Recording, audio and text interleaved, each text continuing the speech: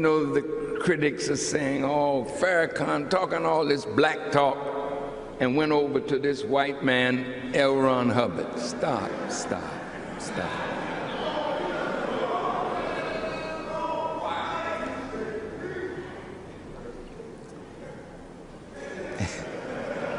If it weren't so silly,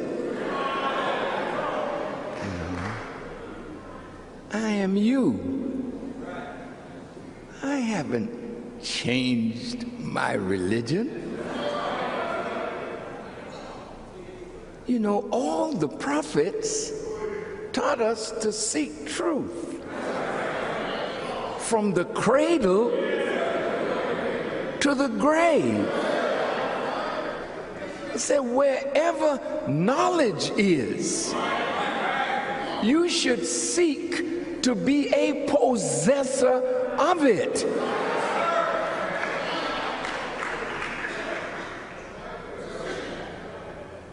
You know, some of you went to school. You went to college, didn't you? Some of you? How many of you in here have a college degree? May I see your hands? Were all your teachers black?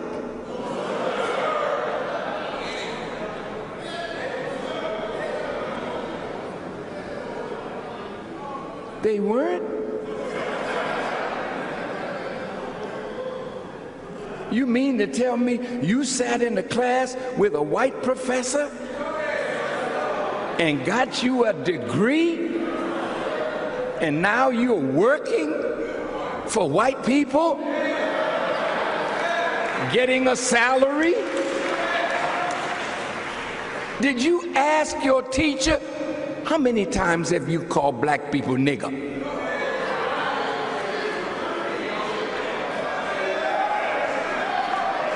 It didn't matter. You were seeking a law degree. You were seeking a degree in your specialty. So it didn't matter what religion that person was, what race or ethnic group they belonged to, because you didn't go there to join their race or their ethnic group, or to condemn them for being white or Asian or Hispanic or black. You went there to get some knowledge that would help you to be better at what you wanted to do with your life.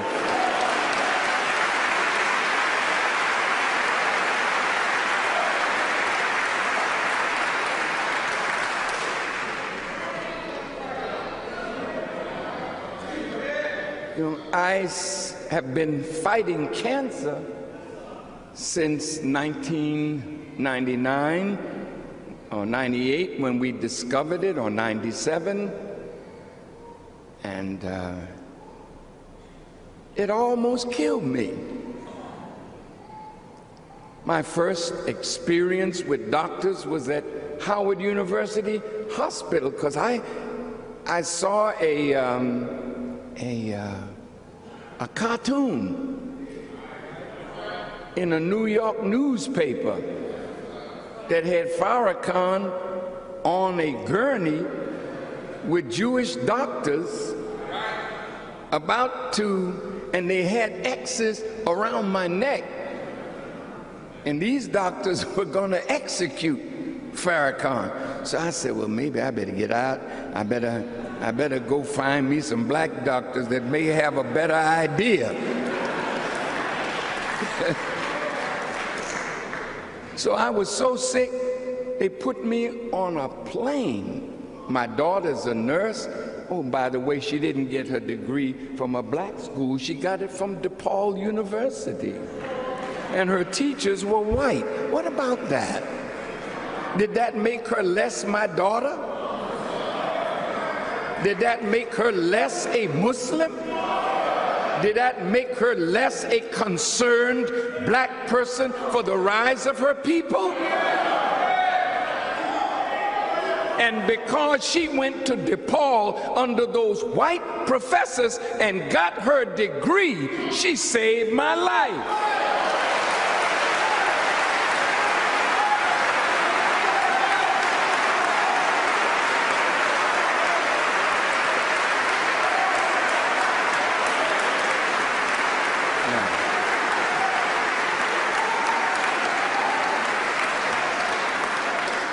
Now, I'm going to close this point, and I don't want to visit it again.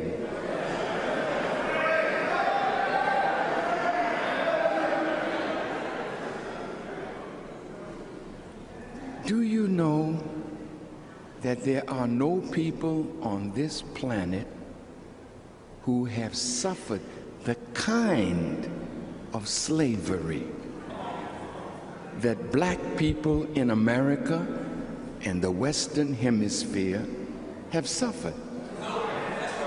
Now, everybody has their suffering. I mean, there's no ethnic or racial group that hasn't endured some kind of suffering. But yours has been the worst. Worst how? Because you have been deprived. We have been deprived of self-knowledge. That's a terrible condition, for you not to know your origin in the world, your history, speak your language, have a name from your own father, know something about your history and your culture. All of that was stripped from us, and we were placed in a form of slavery unlike any form that existed before us. Not chattel slavery for a day or a year or a month. We feel the pain of Jewish people in their suffering. Some of them said they suffered for 5,000 years. I don't think so, but even if you did, fine. But you still know who you are. You still have your culture, your religion. But here's a people absolutely stripped. Our manhood totally destroyed. Our women ravished before our eyes. A young man was telling me the other day about a young man who he was cutting that man's hair, and that man told him how when he was young and married to a beautiful black woman in Mississippi, how there was a white man who would come to his door and he would have to go in the barn while that man had sex with his wife.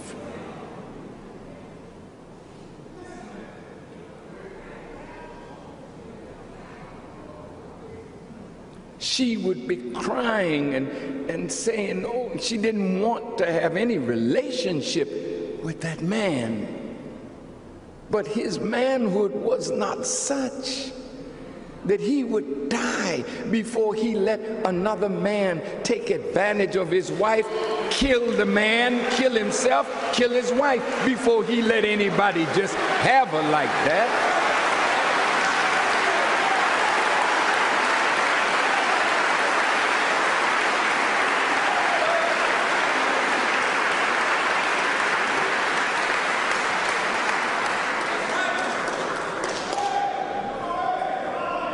We have suffered unspeakable horror at the hands of our former slave masters and their children.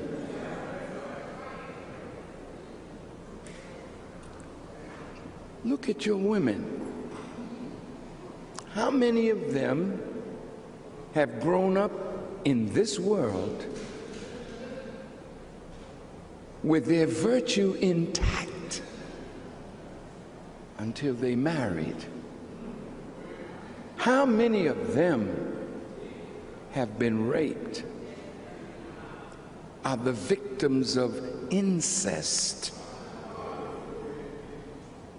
how many of them have been abused? You would be shocked. I'll leave over there and come over here. How many young men in this audience have been abused sexually by men in the community, friends? And we carry these scars into life and try to live a life, but yet in the back of our heads, even though we bury it far, far away, these things haunt us. These things are impediments to our human development and progress. Islam is magnificent. It's beautiful. We search the scriptures, as you will see and hear today, and we come up with wonderful teachings from the Honorable Elijah Muhammad, and God himself has guided us. But I found something in the teaching of Dianetics of Mr. L. Ron Hubbard that I saw could bring up from the depth of our subconscious mind things that we would prefer to lie dormant. But the auditing process brings it up, and it's like bringing up demons out of us. And just as this book Bible says, that was the work of Jesus. How can you say you love Jesus the Christ when he was an exorciser of demons out of the people?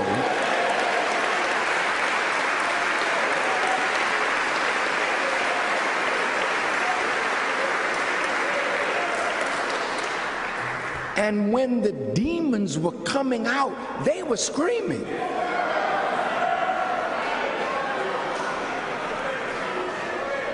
They didn't just come out peacefully. When those fellas were coming up out of the human consciousness or unconsciousness into consciousness to bring past into present so that you could get rid of the past and make a future for yourself.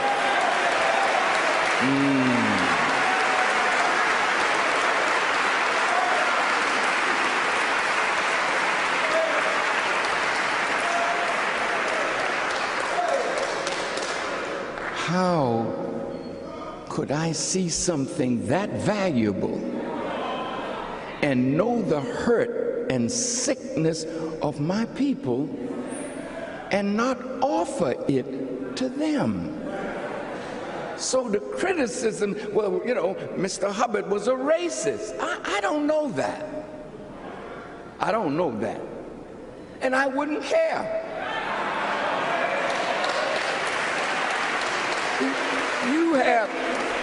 You don't have a good understanding of racism. You don't. I don't have time today to go into it, but hey, can you imagine white folk calling me a racist? That Farrakhan is a racist.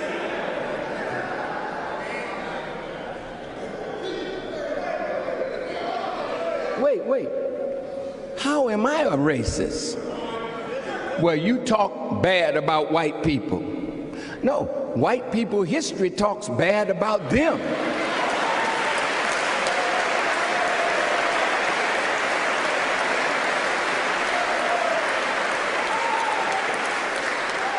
And there are some white people who want to escape that history and try to be better than their fathers. I don't fault them for that. Farrakhan is a racist. How many people have I enslaved? He's an anti-Semite. How many Jews have I beat up? Boycotted? None. But we have the record of their deeds against black people. Should not I expose them to their own record?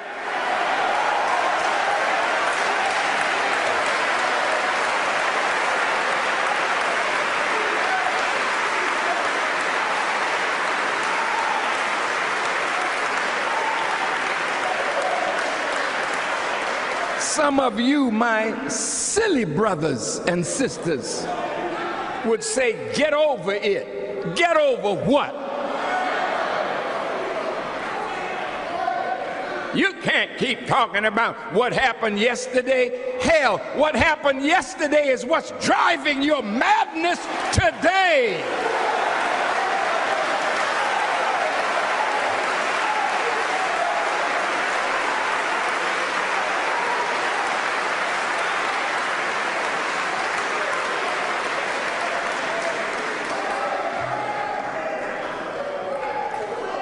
So I found a tool that I know can help us. And I thank God for Mr. L. Ron Hubbard. And I thank God for his research and teaching. He's gone on now. So if he was a racist, that went in the ground. But I didn't find racism in his book.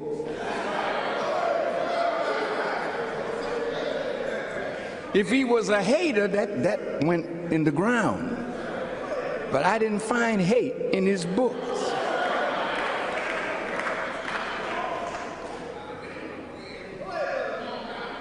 If he wanted nothing to do with black people, well, maybe that's in the ground, but his word was that this teaching that he had would find prominence once it was exposed to black people and black people laid hold to it. I am not in a disagreement with that.